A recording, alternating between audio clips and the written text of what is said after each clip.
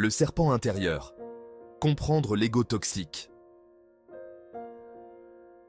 Imaginez une voix à l'intérieur qui murmure constamment à quel point vous êtes important.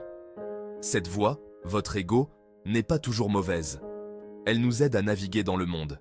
Mais parfois, elle se gonfle, exigeant constamment des éloges et de l'attention. C'est ça, mes amis, l'ego toxique.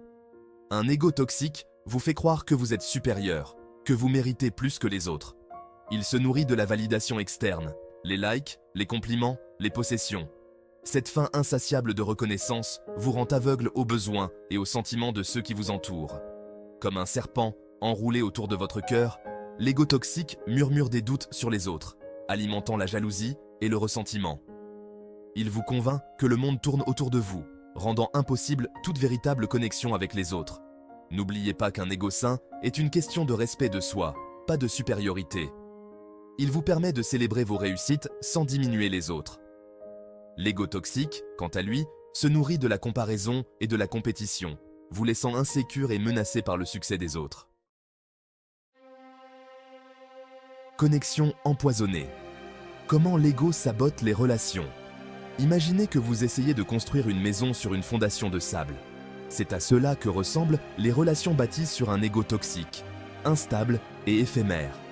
Une connexion authentique exige de la vulnérabilité, de l'empathie et la capacité de voir au-delà de soi.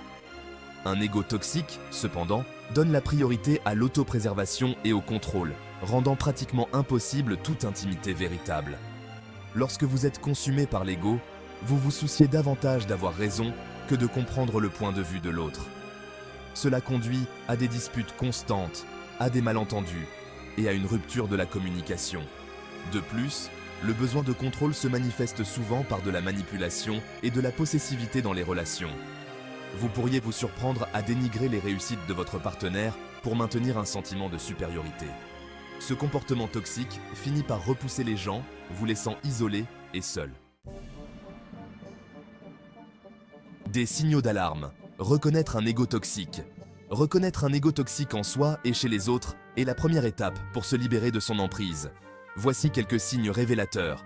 Besoin constant de validation. Vous êtes à la pêche, aux compliments, et vous vous sentez menacé lorsque les autres sont félicités. Incapacité à s'excuser. Accepter ses torts est perçu comme une attaque personnelle, ce qui conduit à une attitude défensive. Les conversations tournent autour de vous. Vous ramenez chaque conversation à vos expériences et à vos réussites. Exploitation des autres. Vous utilisez les autres pour atteindre vos objectifs sans vous soucier de leurs sentiments. Ce ne sont là que quelques exemples. L'ego toxique est un maître du déguisement, se cachant souvent derrière une façade charmante.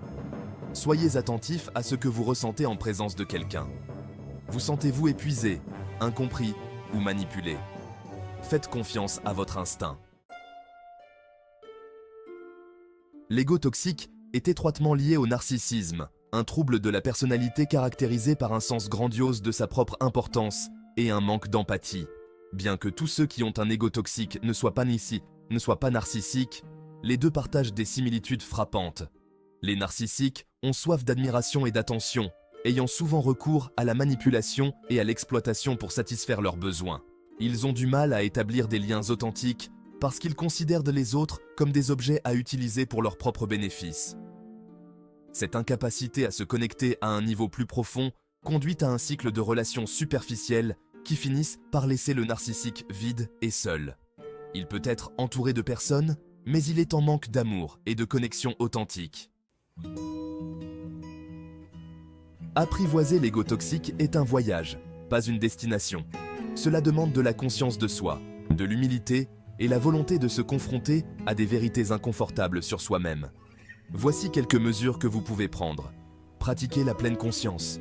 Prenez conscience de vos pensées et de vos sentiments, sans jugement. Cultivez la gratitude. Concentrez-vous sur ce que vous avez, pas sur ce qui vous manque. Écoutez plus, parlez moins. Laissez aux autres l'espace nécessaire pour partager leurs expériences.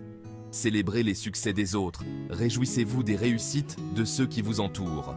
N'oubliez pas que le véritable attrait vient de l'intérieur.